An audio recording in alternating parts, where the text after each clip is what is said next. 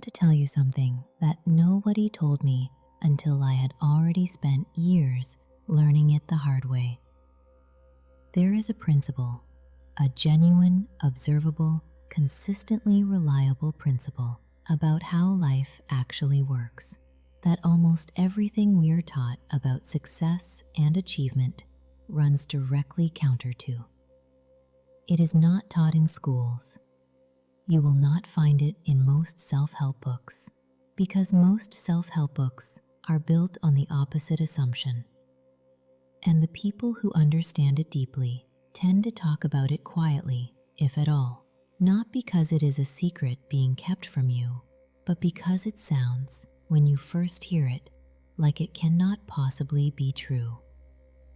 The principle is this: the more desperately you want something, the further away it moves. Not because the universe is cruel, not because wanting is wrong, but because of something specific that happens in the energy and attention of desperate wanting, something that, once you see it, you cannot unsee. Let me explain what I mean, and then I want to tell you about a time in my own life when I learned this in a way I will never forget. Most of us were raised with a story about how achievement works. The story goes like this: you identify what you want, you work hard for it, you push through the resistance, you outwork everyone else, and eventually the effort pays off. Persistence is rewarded. The grind leads to the goal. And sometimes, in certain domains, in certain conditions, that story is partially true. But most of us have also had the experience of it completely failing, of working harder than we have ever worked towards something, and watching it stay stubbornly, inexplicably out of reach, of pouring ourselves into a relationship and feeling it cool despite our effort, of focusing intensely on a financial goal and somehow ending every month further from it than we started. And when that happens, the standard story offers only one explanation: you did not try hard enough.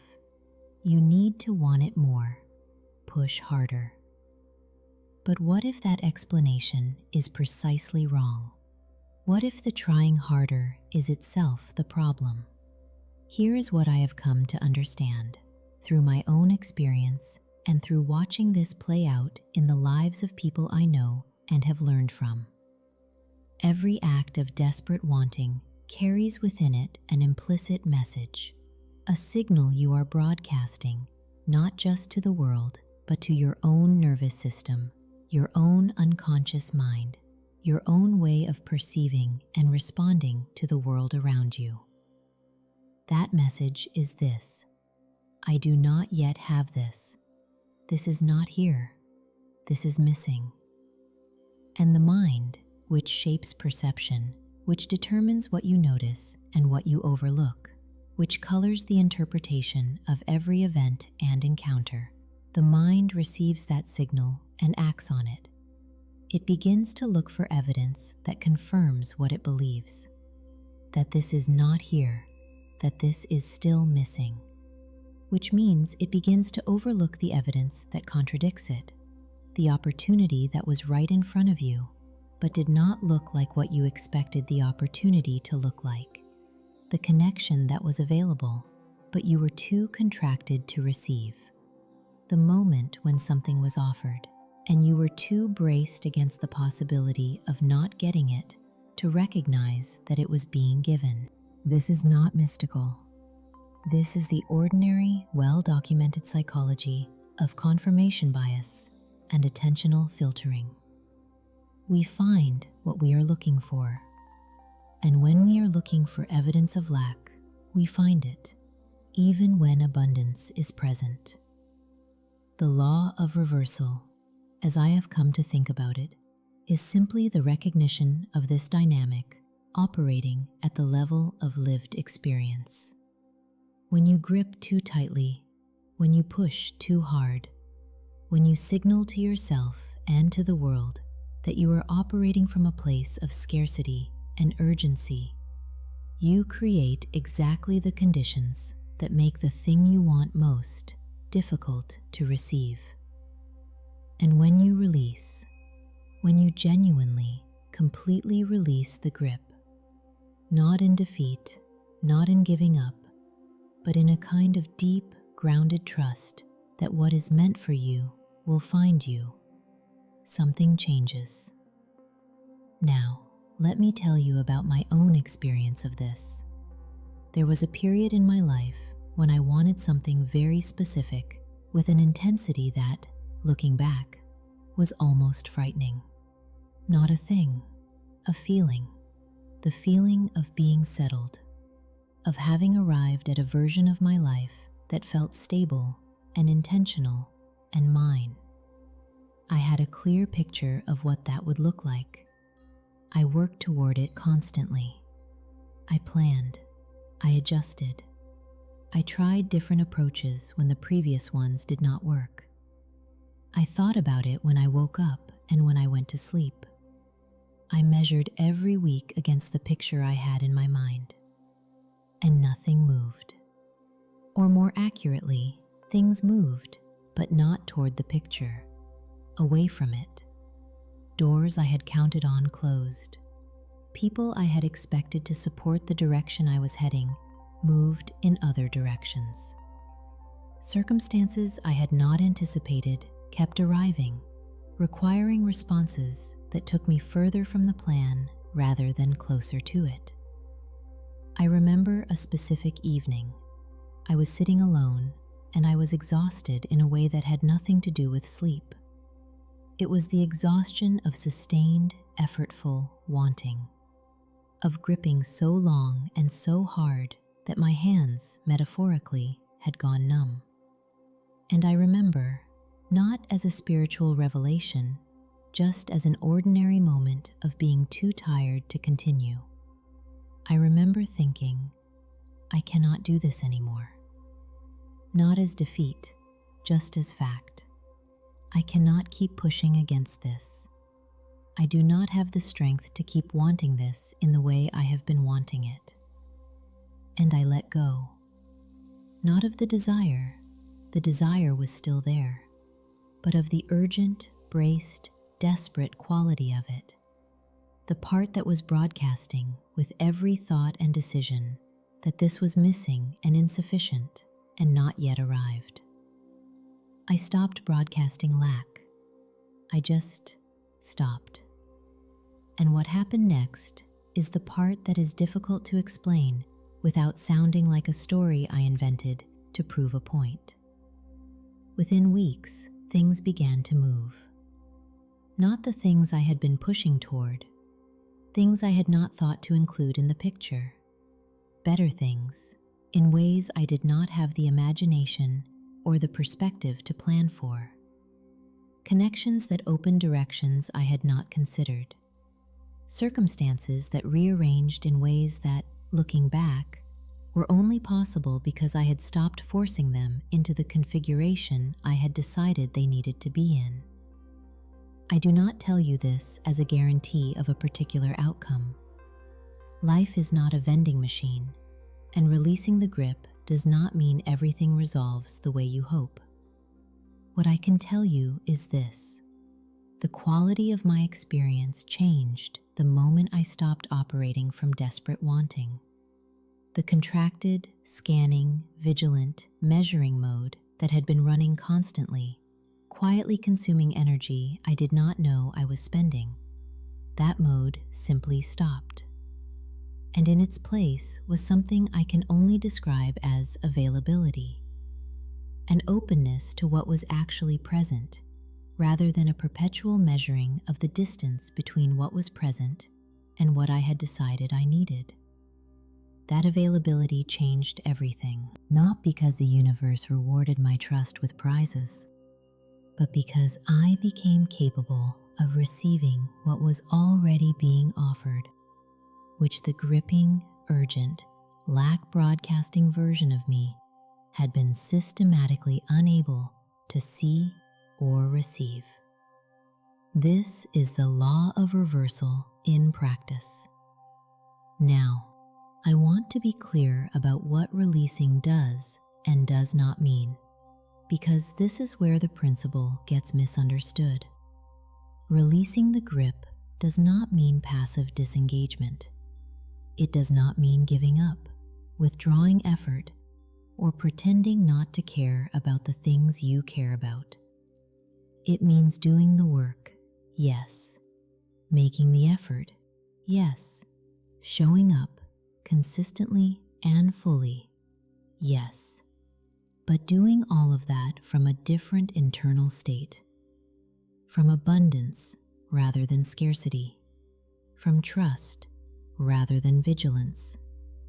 From the quiet knowledge that what is genuinely yours will find you, rather than from the frantic urgency of someone who believes that if they do not force the outcome through sheer will, it will not happen. The effort looks the same from outside. The internal experience is completely different. And the results, over time, consistently, are different too. There are 4 practices that I have found genuinely useful for working with this principle. Not as a program or a system, just as things worth trying when the grip gets too tight. The first is noticing the signal you are sending. When you think about the thing you want, the goal, the relationship, the life circumstance, what is the underlying feeling?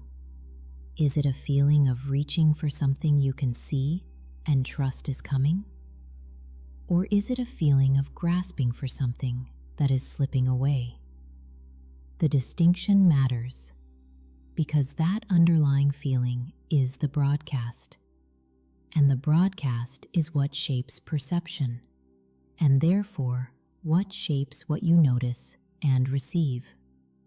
If the feeling is grasping, the practice is not to force it into a feeling of receiving.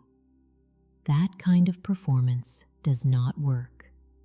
The practice is simply to notice, to become aware of the signal you are sending, and to ask whether that signal is serving you. The second is presence. Grounded, actual, this moment presence. Desperate wanting almost always involves a mental displacement into an imagined future. A future where the wanted thing has arrived, contrasted painfully against a present where it has not. And in that displacement, you miss the actual present, which is the only place where anything real can actually happen. Gratitude is the fastest doorway back to presence. Not gratitude as a technique, but genuine noticing of what is actually here, in this body, in this moment, in this life that is already more substantial than the wanting mind tends to acknowledge. The third is visualization, but a specific kind. Not the visualization of the desired outcome arriving, which can easily slide back into the broadcast of lack, but the visualization of how you will feel when it arrives, the embodied sense of what that quality of life would be like. And then, this is the key, letting yourself feel some version of that now. Finding the quality of feeling, not just the content of the desired circumstance, because the feeling is the frequency, and the frequency does not have to wait for the outcome to be inhabited. And the fourth, the one that underlies all the others, is trust. The decision, renewed daily, that what is genuinely meant for you will find its way to you. Not necessarily on your timeline, not necessarily in the form you imagined, but with a reliability and a rightness that the gripping, forcing version of wanting will never access. This trust is not passive. It is one of the most active, ongoing, courageous practices available to a person, because it means choosing, day after day, to operate from a premise that the world has not always confirmed, that you do not have to force your way into your own life. You can be received into it. One last thing before we close.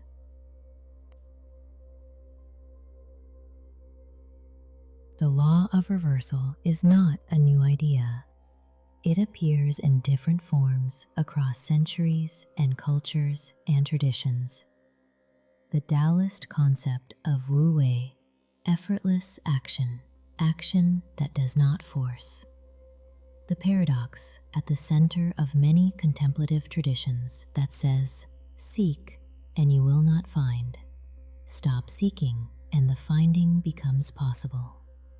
The psychologist Carl Jung observed this dynamic in his clinical work, the principle he called enantiodromia, the tendency of things to become their opposites when pushed to an extreme.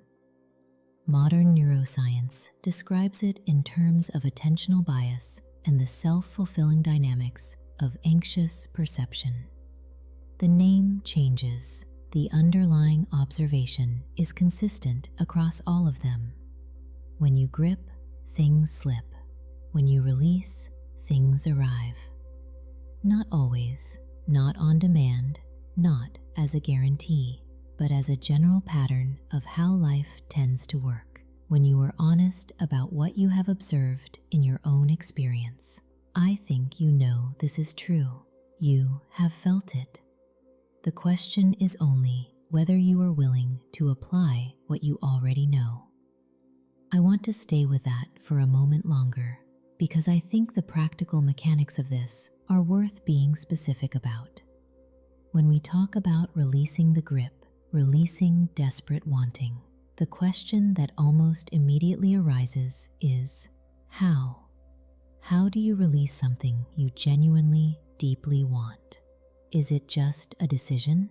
Do you just decide to want it differently? Not exactly, and I think this is where a lot of people get stuck with this idea because they hear, let go, and they think it means stop caring. And stopping caring is not something you can do on command about something that genuinely matters to you. So here is a more precise description of what releasing actually looks like in practice. It is not releasing the desire. It is releasing the story about what the absence of the desired thing means about you. Because embedded in every act of desperate wanting is usually a story. A story that says, the fact that this has not yet arrived means something is wrong with me, with my life, with my prospects, with whether things work out for people like me. That story is what creates the contracted, vigilant, lack broadcasting energy, and releasing it is not about pretending the story is not there. It is about questioning whether the story is actually true. Asking genuinely, does the fact that this has not yet arrived actually mean what I have been assuming it means? Because the alternative interpretation, that the timing is not yet right, that something is still forming, that the delay is not a verdict but a process, that interpretation is equally available, and it generates a completely different internal state, a completely different broadcast.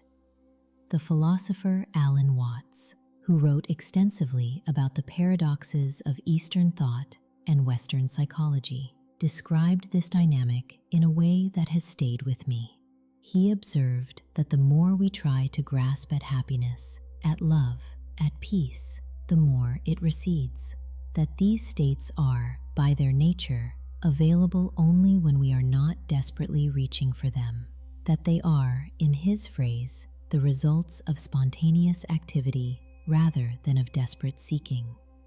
He was not arguing for passivity. He was pointing at something real about the conditions under which certain qualities of experience become available. You cannot force yourself into trust, but you can question the story that makes trust feel impossible. You cannot manufacture the feeling of receiving, but you can remove the obstruction, the constant broadcast of lack that prevents it. You cannot make the thing you want arrive on your timeline, but you can stop making its arrival more difficult by treating its delay as evidence of permanent impossibility. This is, I think, the practical heart of the law of reversal, not magic, not a cosmic vending machine responding to the right frequency, just the ordinary psychology of what becomes possible when you stop blocking it with the very urgency of your wanting. Think about something in your own life right now that you have been gripping, that you have been pushing toward with an urgency that, if you are honest, has something of desperation in it. What would it feel like to release that grip? Not the desire, just the desperate quality of the wanting. Write it in the comments. What would you be willing to release? And what do you think might become possible if you did? I read every comment, and I think your answer might be more valuable to you than anything I have said here. Thank you for being here. Until next time, trust the process. Even when it looks like nothing is moving, something always is.